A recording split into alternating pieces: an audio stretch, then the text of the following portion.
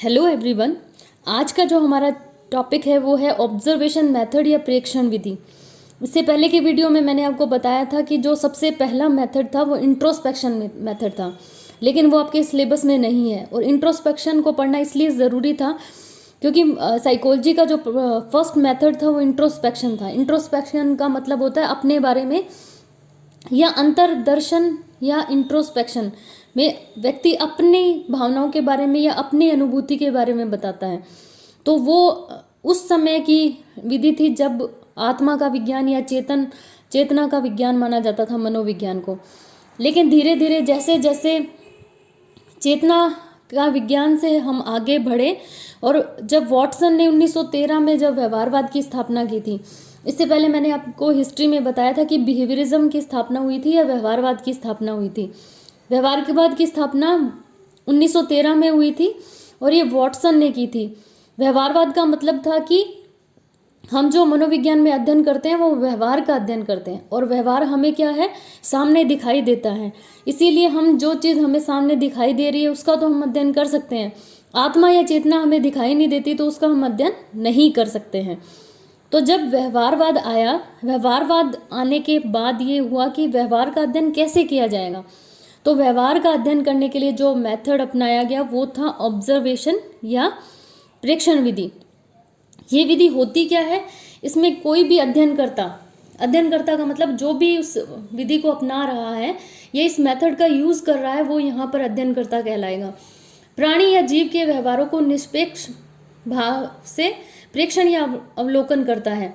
यानी मान लीजिए मैं किसी भी व्यक्ति के व्यवहार का ऑब्जर्वेशन करना चाहती हूँ या प्रेक्षण करना चाहती हूँ, तो मुझे क्या करना होगा, निष्पक्ष भाव से उसको अवलोकन करना होगा, देखना होगा। ये नहीं है कि हमने पहले ये सोच लिया कि ये व्यक्ति ऐसा व्यवहार करेगा, ऐसा नहीं।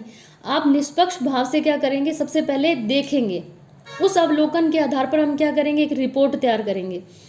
रिपोर्ट का मतलब हम उसको रिकॉर्ड करते हुए जाएंगे कि इस व्यक्ति ने ऐसा व्यवहार किया, अगली बार फिर उसने ऐसा व्यवहार किया, दूसरे व्यक्ति ने जब ऐसा उसके साथ हुआ तो उसने ऐसा व्यवहार किया।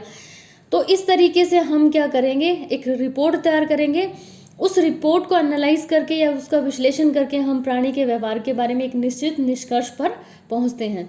तो इसमें हमेशा क्या करता है, अध्ययन करता है, एक बार क्या करेगा, जिसके भी हम किसी के भी व्यवहार का अध्ययन कर सकते हैं। वो प्राणी भी, व्यक्ति भी हो सकता है या कोई जीव भी हो सकता है। तो सबसे पहले उसको देखेंगे, उसके बाद हम एक रिपोर्ट तैयार करेंगे या रिकॉर्ड तैयार करेंगे। उसके आधार पर एनालाइज करके हम क्या करेंगे, एक निष्कर्ष निकालेंगे। तो इसलिए इसको क्या कहा जाता है, वस्तुनिष्ठ प्रेक्षण भी कहा जाता है। क्योंकि इसमें क्या किया जाता है, जैसे जैसे आपने रिकॉर्ड किया या आपने रिपोर्ट तैयार की, उसका विश्लेषण करके जब हम उसकी रिपोर्ट तैयार करते हैं, निष्कर्ष निकालते हैं, तो उसको वस्तुनिष्ठ प्रेक्षण विधि भी कहा जाता है। क्योंकि इसमें सब्जेक्टिविटी कहीं भी नहीं आती है। अब इस विधि की क्या विशेषताएं हैं, दो विशेषताएं हैं। पहला तो प्रेक्षण हमेशा क्या होगा, उद्देश्यपूर्ण और सूक्ष्म होता है। उद्देश्यपूर्ण का मतलब ऐसा नहीं है कि हम खड़े होकर किसी के व्यवहार को देख रहे हैं तो वो प्रेक्षण या अवलोकन कहलाएगा, ऐसा नहीं होगा। पहले हमें कोई उद्देश्य बनाना होगा कि हम इस किसी बच्चे के व्यवहार का अध्ययन कर रहे हैं या कई बच्चों के व्यवहार का अध्ययन कर रहे हैं या किसी व्यक्ति के व्यवहार का अध्ययन कर रहे हैं या किसी महिला के व्यवहार का अध्ययन कर रहे हैं। तो हमेशा एक उद्देश्य होता है कि हमें इनके व्यवहार का अध्ययन करना है। मान लीजिए हमें ये देखना है कि बच्चे खेलते समय किस तरीके का व्यवहार करते हैं, तो हमें एक उद्देश्य लेना होता है कि हाँ, इस उम्र के बच्चे किस तरीके से, मान लीजिए हमने ये देखा कि 5 से 10 साल के बच्चे या 6 साल के बच्चे खेलते समय किस तरीके से व्यवहार करते हैं, किस तरीके से अपने खिलौनों को रखते हैं, किस तरीके से वो साथ वाले बच्चों के साथ व्यवहार करते हैं। तो जब हमें ये देखना होगा या क्लास में दूसरे बच्चों के साथ किस तरीके से व्यवहार करते हैं, तब हम क्या करते हैं, एक उद्देश्य बनाते हैं कि हम इन बच्चों के व्यवहार का अध्ययन करेंगे और ये व्यवहार देखेंगे। और हमेशा सूक्ष्म होगा मतलब एक छोटी चीज़ों को रिकॉर्ड किया जाएगा और उसके आधार पर उनके बारे में क्या किया जाएगा, एक निष्कर्ष निकाला जाएगा। ये हुई इसकी एक विशेषता। दूसरी विशेषता है कि प्रेक्षण का उद्देश्य अध्ययन नियमों से संबंधित चरों के बीच पारस्परिक संबंधों का पता लगाना होता है। तो चरों के बारे में अगर आपने नहीं पढ़ा है तो इससे आगे जब हम एक्सपेरिमेंटल मेथड पढ़ेंगे उसमें हम डिटेल में पढ़ेंगे चर क्या होते हैं या वेरिएबल्स क्या होते हैं।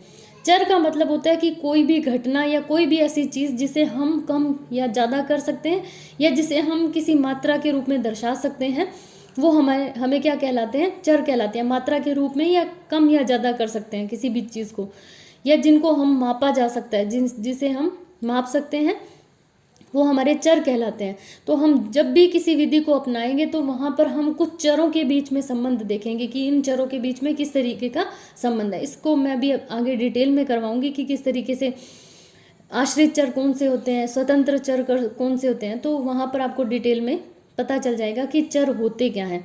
आपको यहाँ पर इतना समझना है कि कोई भी चर जो हमारा उद्देश्य ये होता है कि हमें किसी भी विधि में ये देखना होता है कि इन चरों के बीच में संबंध कैसा है। तो जब भी हम प्रेक्षण विधि, अवलोकन विधि को अपनाते हैं तो हमारा उद्देश्य यही होता है कि दिए गए चरों में किस तरीके का संबंध है। नेक्स्ट जो हम पढ़ेंगे वो है टाइप्स ऑफ ऑब्जर्वेशन। अवलोकन या प्रेक्षण के कौन कौन से प्रकार होते हैं। तो इसको बहुत ही आसानी से आप समझ सकते हैं कि इसके 3 प्रकार होते हैं। फर्स्ट, पार्टिसिपेंट ऑब्जर्वेशन या सहभागी परीक्षण। सेकंड है नॉन पार्टिसिपेंट ऑब्जर्वेशन या असहभागी परीक्षण। और तीसरा जो होगा वो होगा नेचुरलिस्टिक ऑब्जर्वेशन या स्वाभाविक प्रेक्षण। सबसे पहले हम समझते हैं कि पार्टिसिपेंट या सहभागी क्या होता है।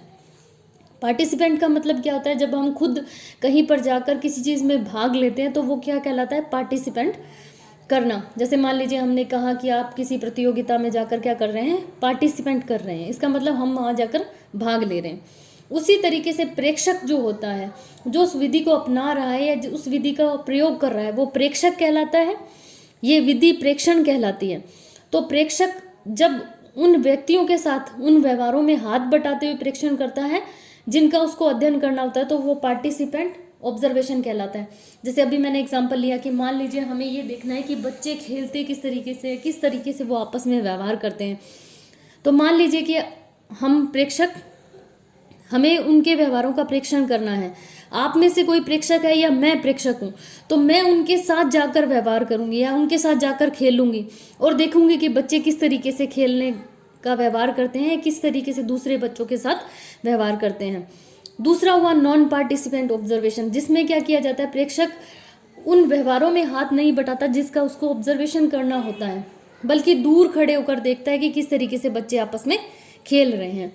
जैसे मान लीजिए इसी का हम एग्जांपल लें, मान लीजिए हमें ये देखना है कि 5th क्लास के या 6th क्लास के बच्चे क्लास में या ग्राउंड में किस तरीके से खेलते हैं। तो अगर मान लीजिए वो प्ले ग्राउंड में खेल रहे हैं तो हमें ये देखना है कि कोई तो बच्चा खिलौनों के साथ बहुत अच्छे तरीके से खेल रहा है, कोई बच्चा खिलौनों के साथ नहीं खेल रहा है, कोई बच्चा है जो दूसरों को खिलौने दे रहा है, कोई बच्चा है जो दूसरे को मार रहा है, कोई बच्चा ये है कि दूसरे को अपने खिलौनों को हाथ भी नहीं लगाने दे रहा, कोई ऐसा बच्चा भी है जो दूसरा अगर कोई खिलौना लेने के लिए उसका खिलौना भी छीन कर जा रहा है और वो कुछ नहीं कर पा रहा। मतलब हमें देखना है कि उस ग्रुप में कौन सा बच्चा डोमिनेंट है, कौन सा सबमिसिव है। हमें ये देखना है कि कौन सा तो दब्बू प्रवृत्ति का है, जो अगर खिलौना लेकर भी जा रहे हैं तो वो कोई व्यवहार नहीं कर रहा, और कौन सा ऐसा जो दूसरे की चीज़ लेकर भी क्या कर रहा है, उसे अपना अधिकार जता रहा है। तो अगर हम लोग उसके साथ या जो भी ऑब्जर्वेशन करने वाला है, अध्ययन करता है या प्रेक्षक है, उन बच्चों के साथ खेलने लग जाता है तो वो पार्टिसिपेंट ऑब्जर्वेशन कहलाएगा। और अगर वो उसके साथ नहीं खेलता है, दूर खड़े होकर, जहाँ पर बच्चों को ये नहीं पता कि उन्हें कोई देख रहा है, क्योंकि जब भी हम कोई ऐसा व्यवहार करते हैं, जब हमें लगता है कि कोई हमें देख रहा है, तो हम स्वाभाविक तरीके से व्यवहार नहीं कर पाते हैं। तो उस दोष को दूर करने के लिए हम नॉन पार्टिसिपेंट ऑब्जर्वेशन का यूज़ कर सकते हैं, जहाँ पर प्रेक्षक वन वे मिरर के सहारे, यानी प्रेक्षक उन बच्चों को देख सकता है और वो बच्चे प्रेक्षक को नहीं देख सकते। इसी तरीके से किसी व्यक्ति का व्यवहार भी हो सकता है। जैसे मान लीजिए आप क्लास में पढ़ रहे हैं या मुझे क्लास में पढ़ाना है और मुझे ऐसे लग रहा है कि मुझे कोई देख रहा है, मेरा ऑब्जर्वेशन कर रहा है, तो हो सकता है मैं पढ़ाते वक्त अनकंफर्टेबल महसूस करूं। तो हो सकता है कि मैं अगर पढ़ा रही हूं और मुझे पता नहीं कि मुझे कोई ऑब्जर्व कर रहा है, तो मैं अपने तरीके से पढ़ाऊंगी। और हो सकता है कि कोई मुझे देख रहा है तो मैं अपने तरीके से उस तरीके से ना पढ़ा पाऊँ और मैं बार बार कॉन्शियस होकर ये सोचूं कि कोई मुझे देख रहा है। तो इस तरीके से उस परिस्थिति में क्या किया जा सकता है, नॉन पार्टिसिपेंट ऑब्जर्वेशन का यूज़ किया जा सकता है। और तीसरा जो है वो है नेचुरलिस्टिक ऑब्जर्वेशन। कई बार क्या होता है, इन दोनों ऑब्जर्वेशन से नहीं कर सकते हम दोनों तरीके के ऑब्जर्वेशन। ना तो हम वहाँ पर सहभागी परीक्षण कर सकते हैं, ना ही हम वहाँ पर असहभागी परीक्षण कर सकते हैं। जहाँ पर स्वाभाविक परिस्थिति में हमें अधिकतर पशुओं के व्यवहार का जब हमें अध्ययन करना होता है, तब हम क्या करते हैं, उसी प्राकृतिक सिचुएशन में जाकर या उसी प्राकृतिक परिस्थिति में जाकर हम उनका ऑब्जर्वेशन करते हैं। जैसे मान लीजिए हमें ये करना है कि बंदरों का व्यवहार किस तरीके से, या बंदर किस तरीके से एक दूसरे से व्यवहार करते हैं, तो हम उन्हें लेबोरेटरी में नहीं लेकर आ सकते, हम उसे किसी रूम में नहीं लेकर आ सकते। हमें वहाँ पर जहाँ पर वो रहते हैं वहीं पर जाकर हमें उनके व्यवहार को देखना होता है। तो जब हम नेचुरल कंडीशन में जाकर या उनका जो रहने का जहाँ पर स्थान होता है वहाँ पर जाकर जब हम ऑब्जर्वेशन करते हैं तो वो नेचुरलिस्टिक ऑब्जर्वेशन कहलाता है। तो ये 3 तरीके के ऑब्जर्वेशन होंगे। मुझे लगता है कि आपको ये समझ में आ गया होगा, इसमें कुछ भी मुश्किल नहीं है। आपसे ये पूछा जा सकता है प्रेक्षण क्या है, तो जो स्टार्टिंग में हमने पढ़ा उसके बारे में आप बता सकते हैं कि ये जो मेथड है वो कब आया, जब व्यवहारवाद की स्थापना हुई थी तब से, और इसमें क्या किया जाता है, कोई भी अध्ययनकर्ता प्राणी या जीव के व्यवहार को निष्पक्ष भाग से प्रेक्षण या अवलोकन करता है, उस अवलोकन के आधार पर एक रिपोर्ट तैयार करता है और उसका विश्लेषण किया जाता है इस तरीके से। और इसके टाइप्स पूछे जा सकते हैं कि ऑब्जर्वेशन के कौन कौन से प्रकार होते हैं, तो छोटे क्वेश्चन में आपसे ये पूछा जा सकता है। अब लास्ट में अगर बड़े में आपके आता है तो आपको इसके मेरिट्स और डीमेरिट्स के बारे में भी लिखना है। तो हम ये देखेंगे कि ये विधि किस तरीके से अच्छी है और किस तरीके से बुरी है। अगर आप खुद इस तरीके से पॉइंट्स बना के लिखना चाहते हैं तो भी लिख सकते हैं।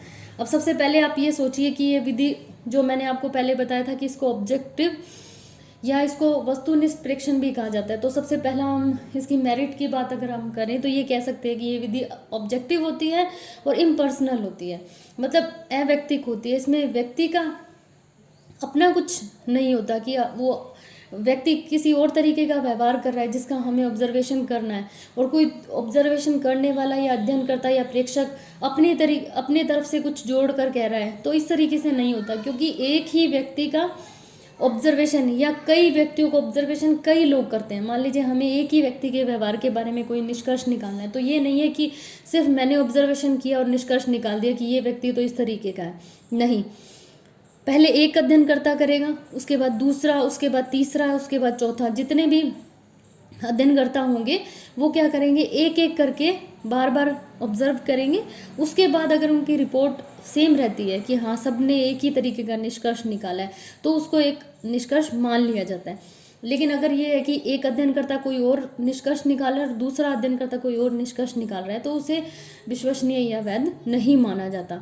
तो इस तरीके से ये जो मेथड है वो ऑब्जेक्टिव और इम्पर्सनल होता है।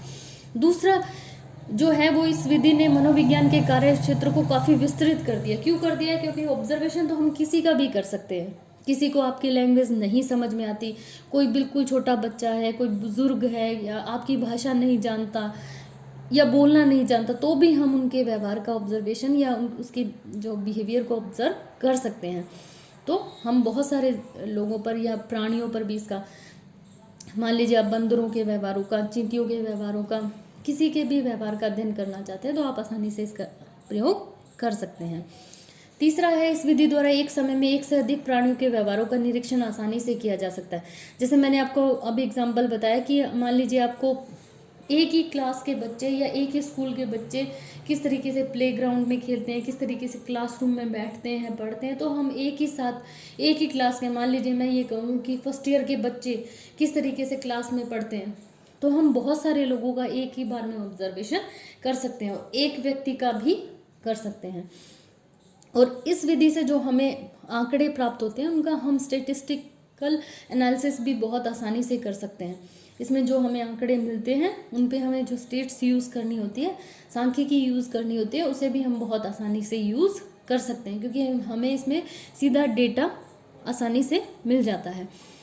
उससे अगला जो पॉइंट है वो है, इससे जो भी हमें रिजल्ट मिलता है उसका हम जनरलाइजेशन या सामान्यीकरण दूसरे व्यक्तियों पर काफ़ी आसानी से या दृढ़ता से कर सकते हैं।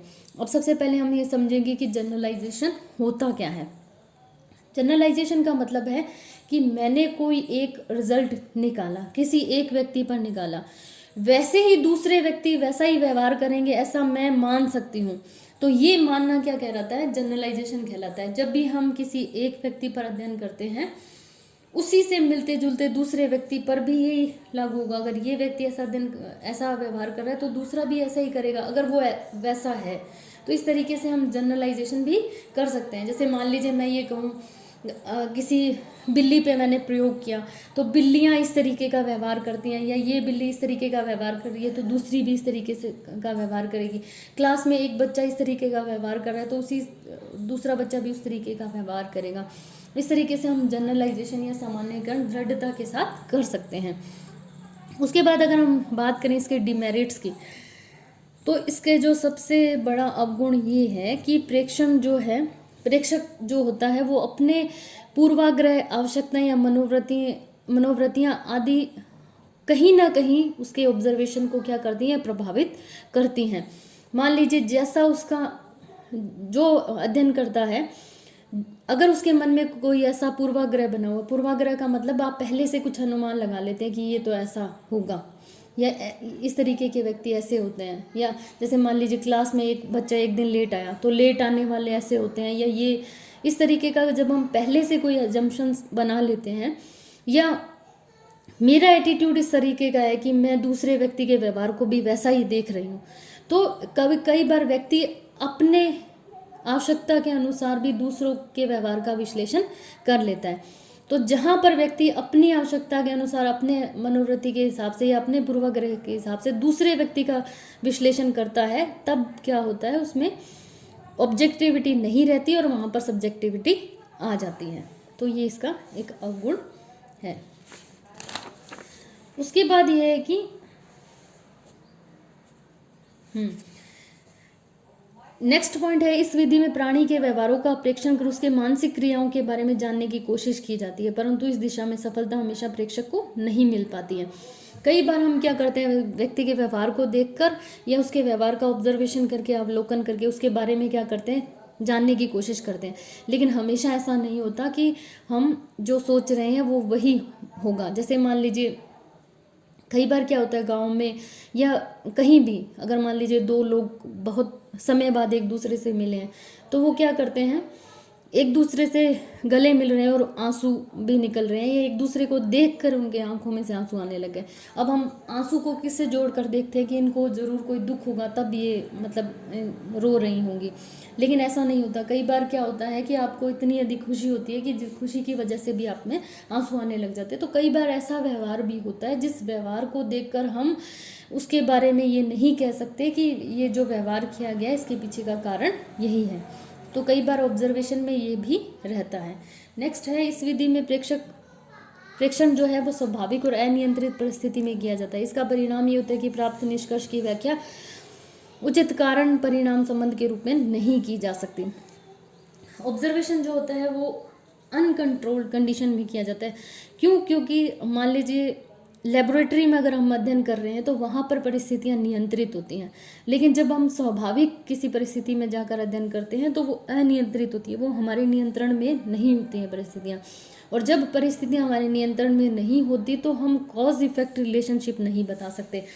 अब इसके बारे में अब मैं आपको हालांकि एक्सपेरिमेंटल में अच्छे से बताऊंगी कि कॉज इफेक्ट रिलेशनशिप क्या होता है, कि ये इसका कारण है और ये इसका प्रभाव है, कि ऐसा करने से ही ऐसा हुआ है। हम ये कहें कि अल्कोहल पीने से ही क्या होता है कि अस्थमा की प्रॉब्लम होती है, या कैंसर होता है, या डायबिटीज़ होती है, तो इसकी वजह से ये होता है। तो हम वहाँ पर नहीं कह सकते। क्यों नहीं कह सकते? क्योंकि स्वाभाविक परिस्थिति जहाँ पर होती है वहाँ पर बहुत सारे कारण होते हैं। एक इस कारण से ये प्रभाव हुआ है वो हम नहीं कह सकते। वो हम तब कह सकते हैं जब हम बहुत सारे कारण हो और उन सब कारणों को हम नियंत्रित कर दें और एक ही कारण छोड़ें, तब हम कह सकते हैं कि इसकी वजह से ये हुआ है। तो जब परिस्थितियाँ नियंत्रण में होती हैं तब तो हम कॉज इफेक्ट रिलेशनशिप को बता सकते हैं, लेकिन जब परिस्थितियाँ नियंत्रण में नहीं होती तो हम कॉज इफेक्ट रिलेशनशिप नहीं कह सकते कि इसी की वजह से ये हुआ है। तो ये आपका ऑब्जर्वेशन मेथड है, जिसमें आपके बड़े क्वेश्चन में भी आ सकता है, छोटे क्वेश्चन में भी आ सकता है। तो आपको किस तरीके से लिखना है वो मैंने आपको बता दिया।